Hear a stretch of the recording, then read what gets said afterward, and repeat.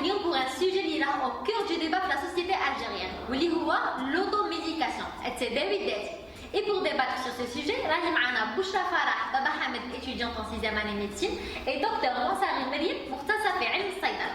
مرحبا بكم في صحتك تهمنا. Merci Yasmine, merci pour l'invitation.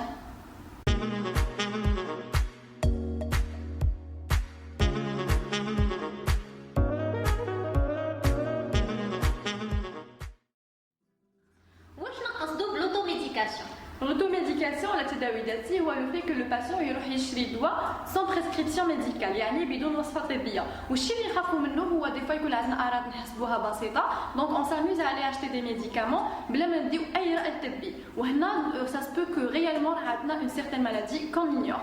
Le deuxième cas de figure c'est le fait que déjà j'ai fait la consultation على الأعراض تاعي طبيبتنا الدواء تاعي après une certaine période يجيوني نفس الأعراض. واش ندير؟ نروح ندي نفس الوصفة اللي عطاهاني الطبيب سابقا et je reprends les mêmes médicaments. وهنا Yasmine, ça peut être vraiment fatal parce que je peux souffrir d'une autre maladie sans me rendre compte. Carrément Bouchra. Effectivement. Et pour aller plus loin, nous avons un docteur Monsari qui est en contact quotidiennement avec des patients. Tu peux nous donner des exemples concrets? Oui, عندها الحق بشرى. Parlons de la fatalité. Si on prend l'exemple de la femme enceinte, اللي كما رانا عارفين في les derniers mois de grossesse تاعها راح تتقال, donc automatiquement يجوها des douleurs de dos. موالفة تشرب des anti-inflammatoires soit عطاهم لها الميدسان ولا كتشربهم donc bien sûr كي ما كانتش enceinte وتشربهم وهي enceinte يدير لها des malformations للجنين تاعها. Même les anti-inflammatoires sous forme de patch ou là de gel عندهم les mêmes effets indésirables parce que عندهم un passage de la circulation de sang عندهم un passage للجنين تاعها. نشوفوا souvent هذا لو كا عند الامرأة الجزائرية من يقرب العرس تاعها تبدا elle prend des médicaments باش تدخل في la taille idéale de la femme algérienne alors que هي بالك راهي déjà في son poids idéal. بشرى اسكو كاينه طريقه باش الامرأة تشخص روحها في la taille اسكو راهي bien ولا au contraire خاصها تزيد؟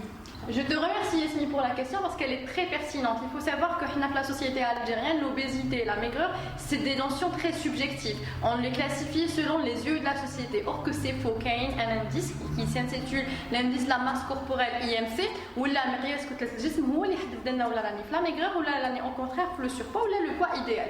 كيفاش نحسبوا هذا l'indice c'est très simple. كاين le poids تاعنا en kilogrammes sur la taille en mètre carré. يعني الوزن تاعي بالكيلوغرام على القامة تاعي بالمتر المربع. Le résultat هو اللي راح يحدد لي بأي صفر راني ولا كنت entre 16,5 et 18,5 هنا réellement راني في النحافة وراني في la maigreur ولا كنت entre 18,5 et 25 هنا راني في le poids idéal. À partir de 25 on commence à parler du surpoids et si on atteint 30 là on parle systématiquement de l'obésité اللي هي ثاني فيها d'autres stades. Donc pour parler de l'obésité ou la maigreur il faut avoir l'indice objectif. بعد ما تعرفنا على طريقة تصنيف الوزن نروحوا عند دكتور منصري اللي راح تعطينا بعض الامثله تاع الادويه اللي ناكلوهم pour prendre du poids. Oui, effectivement, يجونا بزاف les femmes qui cherchent les corticoïdes en gouttes et les antihistaminiques en sirop ou bien carrément elles cherchent à mélanger les deux à la fois, chose qui est très dangereuse pour la santé. Ou est-ce que la prise de ces médicaments راح تعطي للامرأة الجزائرية هذاك le résultat tant attendu? Malheureusement non, parce que la prise du poids au niveau du visage et du tronc, c'est pas le résultat attendu bien sûr. En plus de ça, il y a des œdèmes, des rétentions hydrosodées, une hypertension artérielle, technique, une insuffisance surrénalienne, chose qui est très grave parce que le corps يفرش الهرمون الطبيعي اللي هو الكورتيزون. Aussi avec l'immunodépression le corps تاعها يولي faible تنقص لها المناعة donc أي فيروس أي بكتيريا راح يقضي عليها il y aura beaucoup d'infections. Aussi avec la faiblesse musculaire surtout au niveau des jambes تولي تلعدروش تولي très susceptible aux fractures, l'ostéoporose, donc beaucoup d'effets indésirables à cause de ces médicaments. راح نشوفوا باللي هاد لي زيفي انديزيرابل مالوغوزمون راهم كبار بزاف بارابور هذيك ليدي تاع ساتيسفير لا سوسيتي الجيريان. Donc je suppose que gar les femmes راهم يطلعوا بهاد les corticoïdes, il est temps de l'arrêter, mais est-ce qu'il y a une méthode d'arrêter les médicaments ou là on peut l'arrêter brutalement comme ça? Bien sûr qu'il y a une méthode parce que il يحبسوا تدريجيا parce que كان يحبسوا فتره واحده le corps تاعهم متعود انه كاين هرمون الكورتيزون donc il sécrète pas. Donc il faut toujours vers un médecin parce que ما يقدروش وحدهم يعرفوا comment arrêter les corticoïdes. باش يولي لهم pour éviter d'autres conséquences graves. Bouchra, est-ce que عندك حاجة à rajouter suite à هاد les conséquences? D'ailleurs, je commence par remercier Dr Lansari qui a fait le tour à la CAM les effets secondaires des corticoïdes. À mon tour, je vais prendre l'onglet des antihistaminiques ou les أدوية الحساسية اللي بزاف نسا يروحوا لهم وكاين اللي يقول لك بلي الأثر تاعهم راهي بسيطة. Non, c'est faux. نعطي comme des exemples. Je commence par les troubles de conduction cardiaque يعني أمراض القلب. الأدوية الحساسية يديروا لنا أمراض القلب. Deuxième effet secondaire اللي هو le glaucome. هذاك المرض الزرق اللي يصيب العين اللي هو la deuxième cause de la cécité يعني فقدان البصر. En troisième lieu, on peut avoir aussi le manque de la vigilance ou la نقص اليقظة ou la كنا au volant, laquelle a des responsabilités, on va carrément causer des accidents. Donc mine de rien, à l'âge de quelques kilos, on se retrouve avec des effets vraiment désastreux. Donc est-ce que ça vaut la peine? C'est ça la question. Je crois que la réponse, elle est vraiment évidente. Non, ça vaut pas la peine. بعد ما تعرفنا على les conséquences de la prise de ces médicaments اللي يدونا carrément التهلكة et que sur صحتك تهمنا on donne pas que les problèmes mais aussi des solutions. Docteur Lansari, est-ce que كاين بديل يقدروا ياكلوا هاد les femmes pour la prise de poids?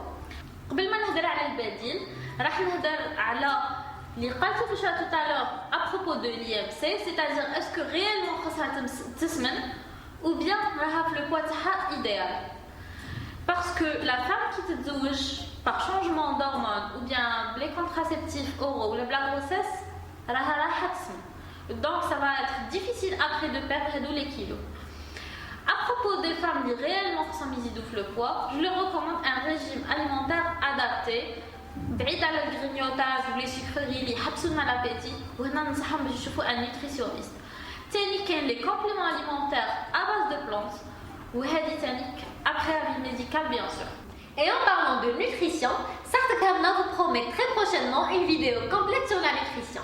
Et avant de clôturer, Bouchra, est-ce que عندك حاجة تزيديها لنا sur le sujet اللي هضرنا عليه اليوم؟ Je rejoins tous les conseils donnés par Dr Lansari à propos des aliments, où je rajoute les aliments hypercaloriques comme l'ose, noix de cajou, le halba, mais avec des doses bien précises. C'est pourquoi il est vraiment nécessaire d'aller consulter chez un nutritionniste qui saura vous conseiller. Et après, je clôture mes conseils par la culture du sport.